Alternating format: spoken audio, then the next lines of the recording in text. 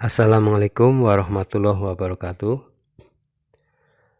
Salam sejahtera untuk kita semua. Bagaimana kabar Bapak, Ibu, dan sahabat pendidik? Semoga dalam keadaan sehat walafiat dan tetap semangat ya di dalam menjalankan tugas-tugasnya. Baik Bapak, Ibu, sahabat pendidik semuanya, mari kita kaji bersama mengenai teknik penulisan soal bentuk pilihan ganda. Nah, pada video yang lalu telah kita kaji bersama di channel Prajno Berbagi, yaitu tentang bagaimana penyusunan kisi-kisi, langkah-langkahnya, kriterianya, dan syarat-syaratnya ya. Tentu Bapak Ibu sudah menontonnya ya dan sudah memahami. Nah, untuk video kali ini kita hadir untuk menyampaikan mengenai teknik penulisan soal bentuk pilihan ganda. Mengapa ini perlu dikaji, perlu dipelajari bersama? Karena di dalam menyusun atau menuliskan soal itu perlu adanya aturan, adanya teknik yang tepat, sehingga tujuan dari adanya asesmen atau tes ini akan mendapatkan hasil yang optimal ya, yang sesuai. Untuk tepat dan efektif, efisien untuk mengukur ketercapaian dari tujuan pembelajaran ya. Baik, Kementerian Pendidikan dan Kebudayaan tahun 2018 ini mengeluarkan tentang pedoman atau teknik penulisan soal bentuk pilihan ganda.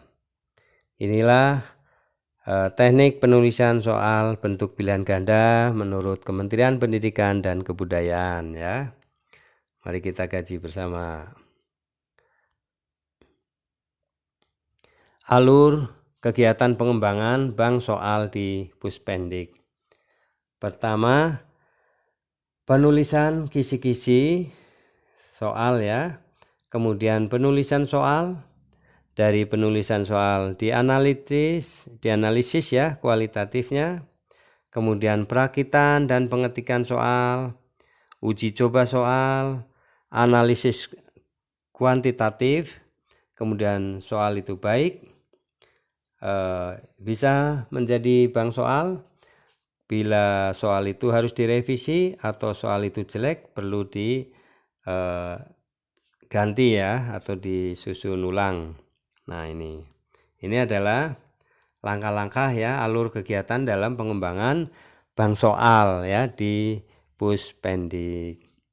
Jadi pertama penulisan kisi-kisi, penulisan soal, kemudian analisis kualitatif, perakitan dan pengetikan soal, bila mana itu diuji soalnya, kemudian dianalisis kuantitatifnya, apakah soal jelek, atau soal harus direvisi, atau soal yang sudah baik maka menjadi bank soal. Nah, kemudian kita akan paham atau kita pelajari tentang soal bentuk pilihan ganda seperti apa. Soal pilihan ganda atau PG merupakan bentuk soal yang jawabannya dapat dipilih dari beberapa kemungkinan jawaban atau option yang telah disediakan. Setiap soal pilihan ganda terdiri atas pokok soal yaitu stem dan pilihan jawaban option. Pilihan jawaban terdiri atas kunci jawaban dan pengecoh atau distraktor.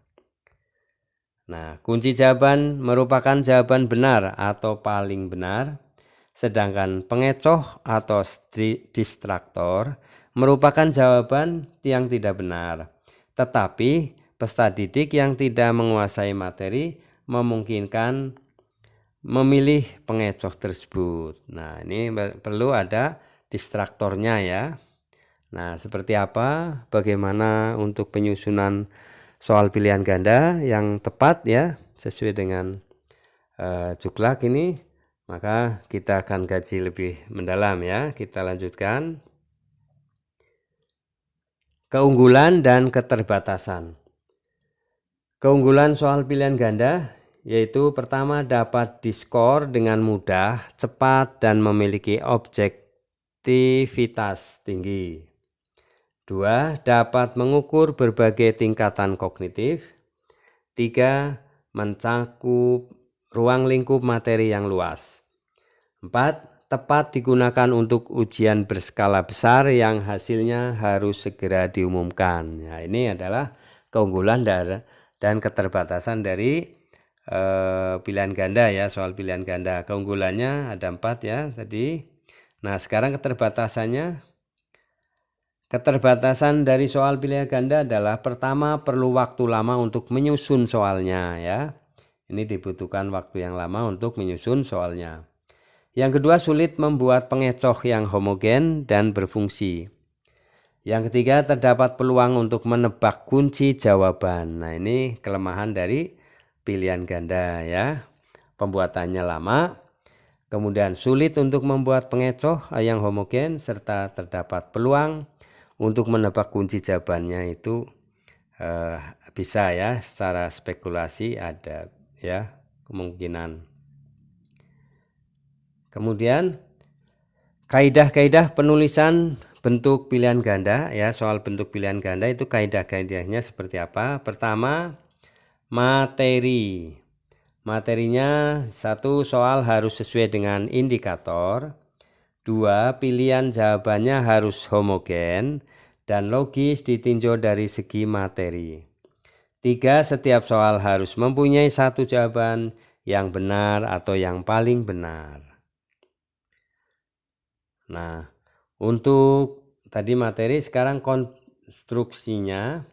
Pertama ya, untuk soal bentuk pilihan ganda ini, kaidah dari segi konstruksinya. 1. Pokok soal harus dirumuskan secara jelas dan tegas. Rumusan pokok soal dan pilihan jawaban harus merupakan pernyataan yang diperlukan saja. 3. Pokok soal jangan memberi petunjuk ke arah jawaban yang benar. 4. Pokok soal jangan mengandung pernyataan yang bersifat negatif ganda. 5. Panjang rumusan pilihan jawaban harus relatif sama.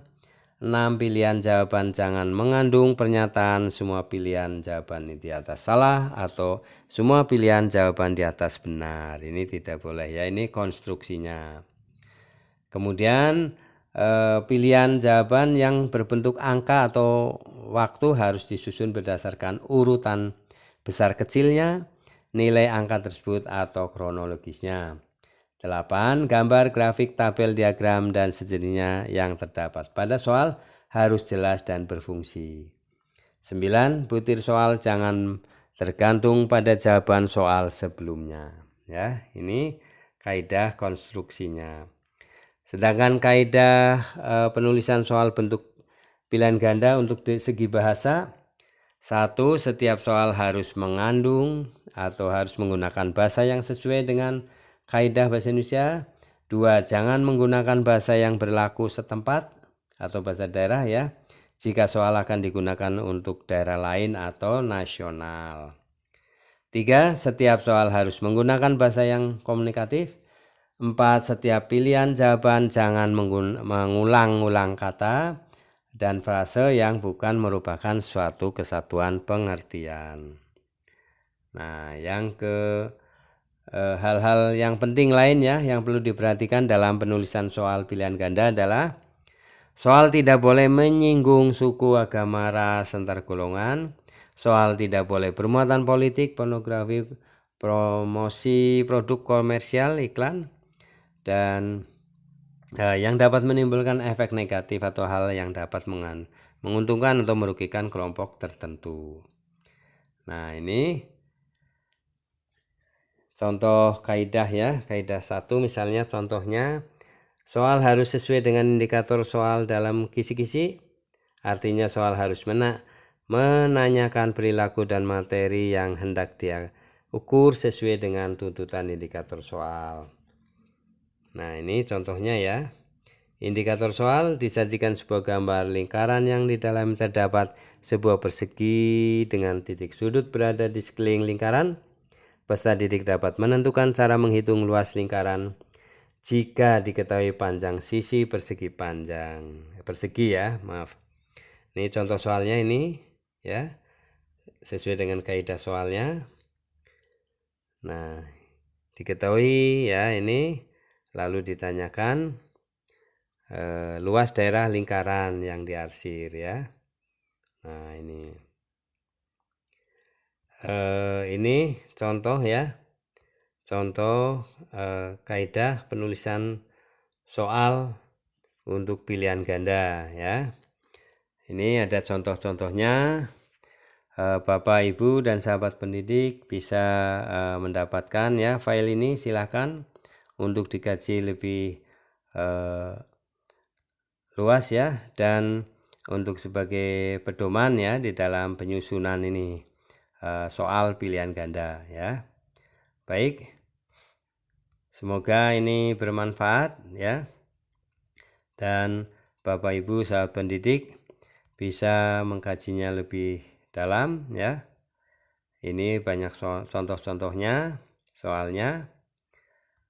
Nah, dengan demikian ya, semoga ini bermanfaat, dan jangan lupa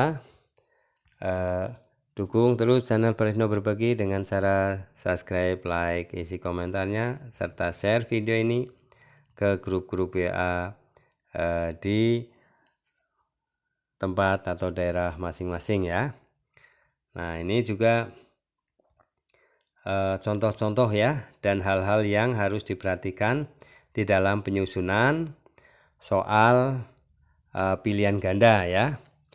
Nah, demikian ya Bapak, Ibu, dan sahabat pendidik.